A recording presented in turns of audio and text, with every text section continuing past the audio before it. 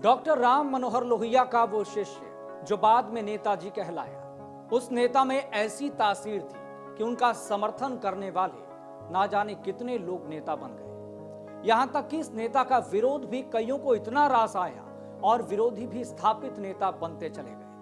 नमस्कार, मैं हूं यश खुराना। आज बात एपिसोड 4 की।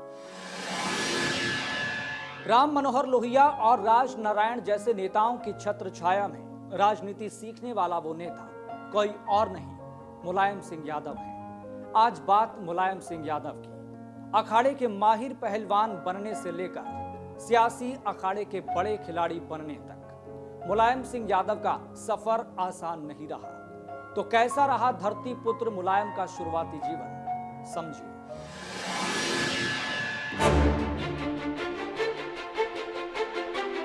सियासी अखाड़े के बड़े खिलाड़ी मुलायम सिंह यादव, कई सरकारें बनाई और बिगाड़ी, यूपी में छीनी कांग्रेस की राजनीतिक जमीन। सैफई के मास्टर जी कैसे बने यूपी के सीएम? मुलायम सिंह की सियासी पारी कैसे हुई शुरू? जी हां, एपिसोड 4 में हम बात कर रहे हैं यूपी की सियासत के सुपरस्टार मुलायम सिंह यादव की। कभी कुश्ती के अखाड़े के महारथी रहे मुलायम सिंह यादव बाद में सियासी अखाड़े के भी माहिर पहलवान साबित हुए। दशकों तक राजनीतिक दांवपेच के पुरोधा और विपक्ष की सियासत की धुरी रहे मुलायम सिंह यादव कभी सियासी फलक से ओझल नहीं हुए। समर्थकों के बीच नेताजी के नाम से मशहूर मुलायम सिंह करीब 6 दशक तक राजनीति में सक्रिय रहे। इस यात्रा में उन्होंने ख्याति पाई तो इस सफर के दौरान असफलता भी हाथ लगी, लेकिन इससे उनकी लोकप्रियता पर असर नहीं हुआ। इन सब के इतर अब आपको बताते हैं कि कैसा रहा धरती पुत्र मुलायम सिंह यादव का शुरुआती जीवन। उत्तर प्रदेश के इटावा जिले के सैफई गांव में एक किसान परिवार में 22 नवंबर 1939 को जन्मे मुलायम सिंह यादव शुरुआती दिनों में छात्र राजनीति में सक्रिय रहे। उन्होंने राजनीति शास्त्र में डिग्री हासिल करने के बाद एक इंटर कॉलेज में कुछ समय के लिए पढ़ाया।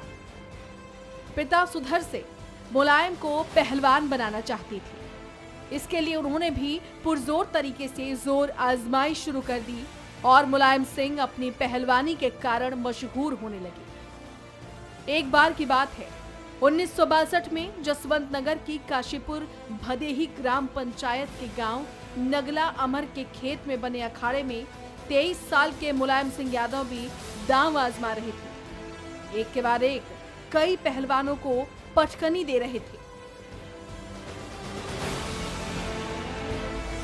तब तत्कालीन विधायक नत्थू सिंह भी ये कुश्ती देख रहे थे। मुलायम सिंह के दांव से विधायक इतना प्रभावित हुए कि उन्हें अपना खास शिष्य बना लिया और यहीं से मुलायम सिंह राजनीति में आ गए। वहीं अगले वर्ष 1963 में मुलायम सिंह यादव करहल के जैन इंटर कॉलेज में राजनीति शास्त्र के प्रवक्ता बन गए। शिक्षा के साथ राजनीति में भी सक्रिय रहे। अपनी समर्पण मेहनत से मुलायम सिंह चंद दिनों में ही नत्थू सिंह के सबसे ज्यादा करीबी बन गए। इसके बाद नत्थू सिंह ने 1967 के चुनाव में अपनी जगह मुलायम सिंह यादव को ही जसवंत नगर से प्रत्याशी बना दिया। मुलायम सिंह यादव चुनाव जीते और पहली बार विधायक बने। इसके बाद मानो उनका सियासी सफर रफ्तार पकड़ता चला गया और सियासी सफर ने रफ्तार ऐसे पकड़ी कि मुलायम सिंह हर राजनीतिक लड़ाई को जीतते चले गए। लोहिया जी के प्रभाव की वजह से वहाँ आंदोलन भी काफी चलता था अगल बगल जिले के, तो उसी से वो सियासत में आए और उन्होंने पढ़ाई की थी, एमए किया था आगरा डिग्री कॉलेज से। फिर वो लेक्चरर हो गए थे, पढ़ाते थे। और उनके एक गुरु थे, सियासी गुरु थे और उन्होंने उन पे मेहरबानी करके अपनी जगह इनको टिकट दिलवा दिया था। तो ये 1967 में ही विधायक हो गए। मतलब ये कि अखाड़े में पटकनी देने वाले मुलायम अब सियासी अखाड़े में भी नेताओं को पटकनी दे रहे थे। कोई सियासी बैकग्राउंड नहीं था, लेकिन हौसले किसी भी सियासतदान से बड़े थे। फिर क्या था? नेताजी ने सियासी अखाड़े में नेताओं को पटखनी देना शुरू कर दिया। पार्टियां बदलते बदलते नेताजी खुद को माहिर बना रहे थे। सियासी यात्रा में किसी का साथ मिला तो किसी ने छोड़ा, लेकिन उत्तर प्रदेश की राजनीति से राष्ट्रीय फलक तक छा जाना मुलायम को नेताजी बना गया। बात मुलायम के पहली बार सीएम बनने की भी समझिए।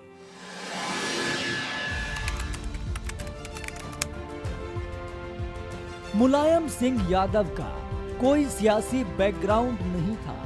मुलायम सिंह राम मनोहर लोहिया की समाजवादी विचारधारा से जबरदस्त रूप से प्रभावित थे। पहली बार 1966 में इटावा पहुंचने के बाद उन्हें लोहिया का सानिध्य मिला।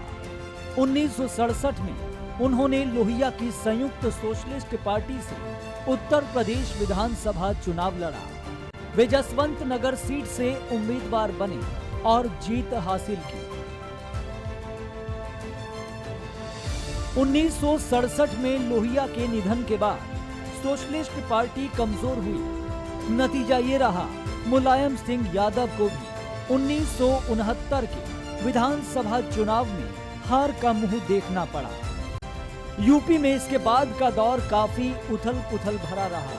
हालांकि कुछ समय बाद ही किसान नेता चौधरी चरण सिंह की पार्टी भारतीय क्रांति दल यूपी में मजबूत हो रही थी। खासकर पश्चिमी उत्तर प्रदेश में पार्टी ने जबरदस्त पैठ बना ली। लोहिया के निधन से कमजोर हो रही संयुक्त सोशलिस्ट दल को छोड़कर मुलायम भारतीय क्रांति दल के साथ जुड़ गए। 1974 में भारतीय क्रांति दल के टिकट पर चुनाव जीते और विधानसभा पहुंचे। 1974 में इमरजेंसी से ठीक पहले चरण सिंह ने अपनी पार्टी का विलय कमजोर पड़ चुकी संयुक्त सोशलिस्ट पार्टी के साथ कर लिया। इसी के साथ भारतीय क्रांति दल बन गया, लोकदल। ये मुलायम सिंह यादव की राजनीतिक करियर की तीसरी पार्टी रही। मुलायम ने इस पार्टी में रहते हुए प्रदेशाध्यक्ष की जिम्मेदारी निभाई। इसी बीच इंदिरा गांधी सरकार के दौर में देश भर में आपातकाल लगा। इसके खिलाफ प्रदर्शन में शामिल रहने के लिए मुलायम सिंह यादव की मीसा में गिरफ्तारी हुई। इमरजेंसी के ठीक बाद 1977 में देश में जयप्रकाश नारायण की जनता पार्टी का उभार हुआ। चौधरी चरण सिंह के लोकदल का विलय इसी पार्टी में हो गया। 1977 के विधानसभा चुनाव में जीत के बाद राज्य में जनता पार्टी की सरकार बनी। नई सरकार में मुलायम सिंह को मंत्री भी बनाया गया। मतलब मंत्री बनने के लिए मुलायम सिंह यादव को 1977 तक का इंतजार करना पड़ा। इमरजेंसी के बाद जो एक तमाम सारे युवा नेताओं का समूह बना था जिन्होंने इंदिरा गांधी की सरकार की और इमरजेंसी की मुखालिफत की थी, उसमें हर प्रदेश में कुछ ऐसे नेता उभर के आए थे जो कि कांग्रेस की राजनीति और उनकी नीतियों के खिलाफ थे। और उत्तर प्रदेश में एक मुख्य नेता के तौर पर ये मुलायम सिंह यादव ही थे, जो कि उस समय तो तमाम सारे दल बने, फिर एक हुए, फिर टूटे, लेकिन उसके बाद आने वाले सालों में उन्होंने उत्तर प्रदेश की राजनीति में अपने जो सहकारी समितियों का एक समूह था उसको एक तरह से आप कह सकते हैं कंसोलिडेट करके अपने आप को मजबूत किया। उनकी शुरुआत वैसे तो इटावा से हुई, लेकिन धीरे धीरे करके पूरे प्रदेश में उन्होंने इस मूवमेंट के चलते अपने आप को स्थापित किया। हालांकि जनता पार्टी 1980 में ही टूट गई और इसके घटक दल एक एक कर अलग हो गए। जनता पार्टी की टूट से कई पार्टियां बनी। चौधरी चरण सिंह ने भी जनता पार्टी से अलग होकर जनता पार्टी सेक्युलर बनाई। मुलायम भी चरण सिंह के साथ चले गए। 1980 के विधानसभा चुनाव में मुलायम को दूसरी बार हार का सामना करना पड़ा था। इस चुनाव में मुलायम चौधरी चरण सिंह की जनता पार्टी सेक्युलर के टिकट पर चुनाव लड़े थे। 1980 के चुनाव के बाद चरण सिंह की जनता पार्टी सेक्युलर का नाम बदलकर लोकदल कर दिया गया। 1985 में राज्य में हुए विधानसभा चुनाव में मुलायम लोकदल के टिकट पर ही जीतकर विधानसभा पहुंचे थे। 1987 में जब चौधरी चरण सिंह के निधन के बाद उनके बेटे अजीत सिंह और मुलायम में विवाद हो गया।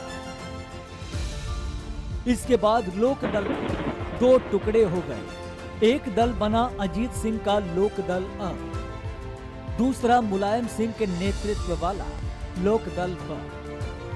1989 में चुनाव के बाद देश में जनता दल की सरकार बनी थी। वीपी सिंह प्रधानमंत्री बने थे। 1989 में जब विश्वनाथ प्रताप सिंह बोफोर्स घोटाले को लेकर कांग्रेस से बगावत कर अलग हुए, तब विपक्षी एकता की कोशिशें फिर शुरू हो गई। इसी के साथ एक बार फिर जनता दल का गठन हुआ और मुलायम सिंह यादव ने अपने लोकदल ब का विलय इसे जनता दल में करा लिया। इस फैसले का मुलायम को काफी फायदा भी हुआ और वे 1989 में पहली बार उत्तर प्रदेश के मुख्यमंत्री बनने में कामयाब रहे। अब एक वाकया आपको बताते हैं। पहली बार सीएम बने मुलायम सिंह यादव लोक लुभावन राजनीति के लिए जाने जाते थे। मुलायम का अंग्रेजी से भी जमकर बैर रहा। 1990 में मुलायम सिंह यादव ने अंग्रेजी को एक अभिशाप बताने के साथ कहा था कि इसकी वजह से लोगों में भ्रष्टाचार बढ़ रहा है।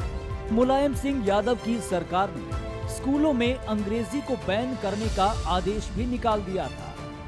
हालांकि भारी दबाव के बाद ये फैसला वापस ले लिया गया था। अयोध्या में कार सेवकों पर गोली चलने के दुखद पहलू ने सभी को हैरान किया। समर्थकों ने जहां मुलायम सिंह यादव को धरती पुत्र और रफीकुल मुल्क जैसे खिताबों से नवाजा, वहीं विरोधियों ने इन पर मुल्ला मुलायम के फिरके कसे और मुस्लिम तुष्टीकरण के आरोप भी लगाए।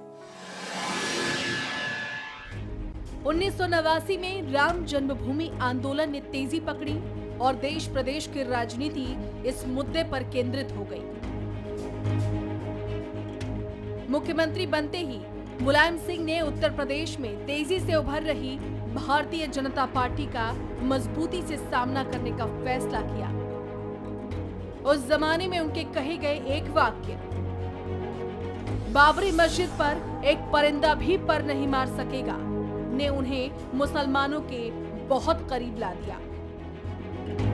यही नहीं, जब 2 नवंबर 1990 को कार सेवकों ने बाबरी मस्जिद की तरफ बढ़ने की कोशिश की तो उन पर पहले लाठीचार्ज फिर गोलियां चली, जिसमें 1 दर्जन से अधिक कार सेवक मारे गए। इस घटना के बाद से ही बीजेपी के समर्थक मुलायम सिंह यादव को मौलाना मुलायम कहकर पुकारने लगे।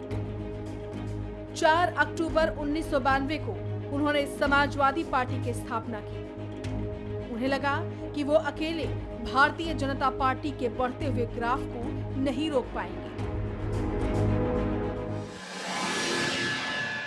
नेताजी सुभाष चंद्र बोस के बाद नेताजी के नाम से जाने जाने वाले दूसरे नेता मुलायम न सिर्फ समाजवादियों के बल्कि भारतीय राजनीति के नेता के रूप में भी स्थापित हुए। बाबरी मस्जिद विध्वंस के बाद पैदा हुए सियासी माहौल में मुलायम के कई सियासी प्रयोग सफल रहे, लेकिन अयोध्या में कार सेवकों पर गोली चलने का दुखद पहलू हो या गेस्ट हाउस कांड हो, इन दोनों वाक्यों को याद दिलाकर भारतीय जनता पार्टी और बसपा बार बार सियासी लाभ लेते रहे।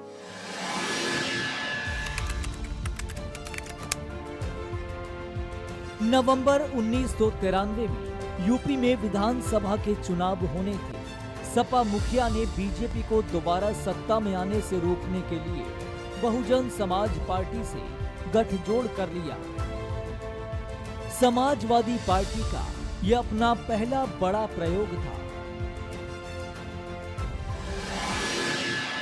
समाजवादी पार्टी और बहुजन समाज पार्टी का दोनों का गठजोड़ इतना सामाजिक रूप से मजबूत हुआ कि उसमें पिछड़े, दलित और मुस्लिम सब आए और बाकी अपर कास्ट के लोग भी जो बीजेपी की राजनीति को पसंद नहीं करते थे। तो इस तरह से बीजेपी सरकार नहीं बना पाई उस समय। कल्याण सिंह दोबारा मुख्यमंत्री नहीं बन पाए। नवंबर 1993 में मुलायम सिंह यादव बसपा के समर्थन से एक बार फिर राज्य के मुख्यमंत्री बने, लेकिन बाद में समर्थन वापस होने से उनकी सरकार गिर गई। तो वहीं उत्तर प्रदेश की राजनीति में 2 जून 1995 की तारीख भी शामिल हुई। 2 जून 1995 को जब लखनऊ स्थित मीराबाई में मायावती बसपा कार्यकर्ताओं संग बैठक कर रही थी, तब सपा समर्थक और विधायक उन पर हमला करने को उतारू हो गए। हमले से बचने के लिए मायावती ने खुद को एक कमरे में बंद कर लिया। आरोप है कि सपा नेताओं ने मायावती के साथ बदसलूकी की थी। गेस्ट हाउस कांड को लेकर सपा संरक्षक मुलायम सिंह यादव, प्रसपा अध्यक्ष शिवपाल सिंह यादव व कई अन्य दिग्गज नेताओं पर मुकदमा दर्ज हुआ था। हालांकि मायावती ने इस मामले से मुलायम पर दर्ज केस वापस ले लिया, लेकिन बाकियों पर मुकदमा चलता रहा। गेस्ट हाउस कांड पूरे देश में चर्चा का विषय रहा। छात्र राजनीति को बढ़ावा देने से लेकर देश की रक्षा नीति में मुलायम सिंह यादव ने अपनी राजनीतिक दक्षता साबित की। गरीबों, किसानों, मेहनतकशों, नौजवानों, पिछड़ों और अल्पसंख्यकों के हक की लड़ाई लड़कर भारतीय राजनीति में समाजवाद का परचम लहराने वाले मुलायम ने बतौर रक्षा मंत्री चीन को दुश्मन नंबर 1 माना था और हमेशा उससे सावधान रहने की नसीहत दी थी। इन तमाम घटनाक्रमों के बाद मुलायम सिंह यादव ने राष्ट्रीय राजनीति का रुख किया और 1996 में मुलायम सिंह यादव 11वीं लोकसभा के लिए मैनपुरी सीट से चुने गए। उस समय केंद्र में संयुक्त मोर्चे की सरकार बनी तो उसमें मुलायम भी शामिल थे। बहुत जल्द उन्होंने अपने आप को उत्तर प्रदेश की राजनीति से ऊपर उठाकर राष्ट्रीय राजनीति में स्थापित किया, जो कि काफी इस बात का बड़ा उदाहरण है कि देवीलाल और चरण सिंह और वीपी सिंह जैसे नेताओं का प्रभाव और गैर कांग्रेसवाद को आगे ले जाने की उनकी एक क्षमता और उनकी एक इमेज के बावजूद मुलायम सिंह यादव ने अपने को ऐसे पोजीशन किया कि वे उत्तर प्रदेश के बाहर भी एक बड़े गैर कांग्रेसी नेता के तौर पर जाने लगे थे। मुलायम सिंह यादव एचडी देवगौड़ा के नेतृत्व में बनी यूनाइटेड फ्रंट की सरकार में रक्षा मंत्री बनाए गए। रूस के साथ सुखोई लड़ाकू विमान का सौदा भी उन्हीं के कार्यकाल में हुआ था। मीडिया रिपोर्ट्स के मुताबिक मुलायम के रक्षा मंत्री रहते हुए बॉर्डर पर भारतीय सेना ने चीन को 4 किलोमीटर पीछे ढकेल दिया था। मुलायम सिंह यादव ही थे जिनके रक्षा मंत्री रहते हुए शहीद जवानों के पार्थिव शरीर को पूरे सम्मान के साथ घर तक पहुंचाने का कानून बना था। इससे पहले तक शरीर का अंतिम संस्कार सेना के जवान खुद ही करते थे और जवान के घर उनकी एक टोपी भेज दी जाती थी। हालांकि ये सरकार बहुत लंबे समय तक चली नहीं। मुलायम सिंह यादव को प्रधानमंत्री बनाने की भी बात चली थी। प्रधानमंत्री पद की दौड़ में वो सबसे आगे खड़े थे, लेकिन लालू प्रसाद यादव और शरद यादव ने उनके इस इरादे पर पानी फेर दिया। इसके बाद चुनाव हुए तो मुलायम सिंह संभल से लोकसभा में वापस लौटे। असल में वो कन्नौज से भी जीते थे, लेकिन वहां से उन्होंने अपने बेटे अखिलेश यादव को सांसद बनाया। 2003 के विधानसभा चुनाव में समाजवादी पार्टी को जीत हासिल हुई। 29 अगस्त 2003 को मुलायम सिंह यादव एक बार फिर उत्तर प्रदेश के मुख्यमंत्री बने। ये सरकार 4 साल ही रह पाई। 2007 में विधानसभा चुनाव हुए और मुलायम सिंह सत्ता से बाहर हो गए। 2009 के लोकसभा चुनाव में समाजवादी पार्टी की हालत खराब हुई तो मुलायम सिंह ने बड़ा फैसला लिया। राज्य विधानसभा में नेता विपक्ष की कुर्सी पर छोटे भाई शिवपाल यादव को बिठा दिया और खुद दिल्ली की सियासत की कमान संभाल ली। यूपी में क्षेत्रीय राजनीति का दौर शुरू करने से लेकर राष्ट्रीय राजनीति में तीसरे मोर्चे की शिल्पकारी में अपनी हुनरमंदी दिखाने वाले मुलायम सिंह ने क्षेत्रीयता की सरहदों से निकलकर अपनी राष्ट्रीय पहचान बनाई थी। लेकिन अमर सिंह से दोस्ती से लेकर पार्टी में नेताओं के बगावती सुर अपनाना और 2012 में अपने बड़े बेटे अखिलेश यादव को सीएम की कुर्सी देने तक कई ऐसे घटनाक्रम हुए जिसके बाद आगे चलकर बहुत कुछ बदलने वाला था। मुलायम की अमर सिंह के साथ गहरी दोस्ती किसी से छिपी नहीं है। यहाँ तक कि मुलायम ने अमर सिंह को राज्यसभा का टिकट भी दिया था और बाद में उन्हें पार्टी का राष्ट्रीय महासचिव बनाया था, जिसकी वजह से पार्टी के कई बड़े नेताओं ने, जिनमें बेनी प्रसाद वर्मा भी शामिल थे, मुलायम सिंह यादव से दूरी बना ली थी। साल 2012 में हुए विधानसभा चुनाव में सपा को पहली बार पूर्ण बहुमत मिला। सपा को 402 में से 224 सीटों पर जीत मिली। तब सपा के प्रदेश अध्यक्ष थे अखिलेश यादव। इस जीत के लिए श्रेय अखिलेश यादव को भी दिया गया। उस वक्त मुलायम सिंह यादव के मुख्यमंत्री बनने की पूरी संभावना थी, लेकिन उन्होंने अपने बड़े बेटे अखिलेश यादव को ये जिम्मेदारी सौंपी और अखिलेश 38 वर्ष की उम्र में राज्य के सबसे युवा मुख्यमंत्री बने। समय ने मुलायम सिंह का भी इतिहास लिख दिया है। जीवन भर राजनीति के अखाड़े में कभी मात न खाने वाले मुलायम ने चुपचाप हर जंग तो जीत ली, लेकिन अपने ही घर में चित्त हो गए। बात 2016 की है, जब पार्टी में अपने ही बगावत कर अलग होने लगे।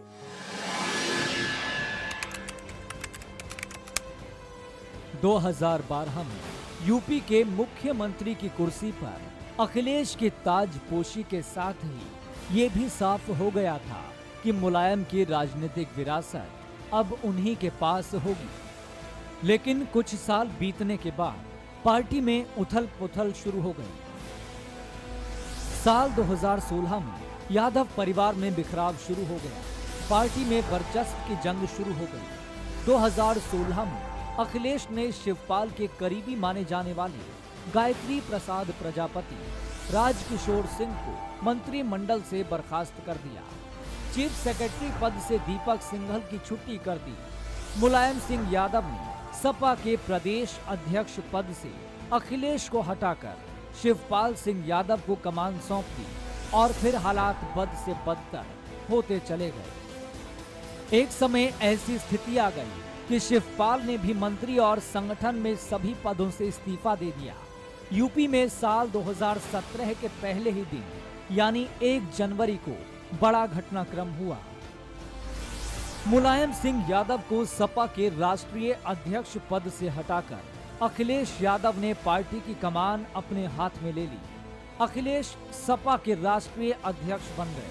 1992 में चंद्रशेखर की समाजवादी जनता पार्टी से अलग होकर उन्होंने जिस सपा की नींव रखी थी, उसी पार्टी में अध्यक्ष पद से उनको हटाया जा चुका था।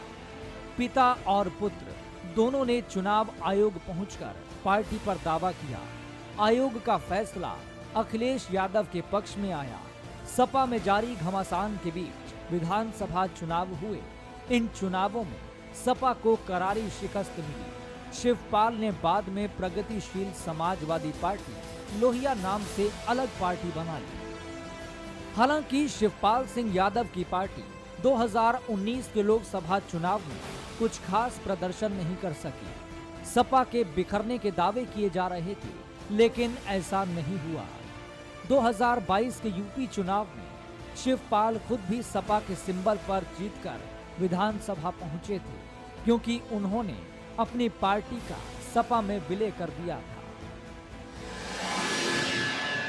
सियासत की क्षितिज पर मुलायम सिंह यादव इतने असरदार रहे कि इनका विरोध भी नेता बना देने का मादा रखता था। लेकिन उम्र दराज मुलायम सियासी अखाड़े में दांव पेंच लगाने की स्थिति में अब नहीं थे। बीमारियों ने उनको घेर लिया था। लेकिन 10 अक्टूबर 2022 को नेताजी अलविदा कहकर सियासत में शून्य पैदा कर गए। 2022 आते आते मुलायम सिंह यादव काफी बीमार रहने लगे थे और बीमार रहने के कारण नेताजी सियासत में अपनी सक्रिय भूमिका नहीं निभा पा रहे थे। 2 अक्टूबर 2022 को मुलायम सिंह यादव को गुरुग्राम के एक अस्पताल में भर्ती कराया गया था, लेकिन 10 अक्टूबर 2022 को अस्पताल से खबर मिलती है कि मुलायम सिंह यादव हमारे बीच नहीं रहे।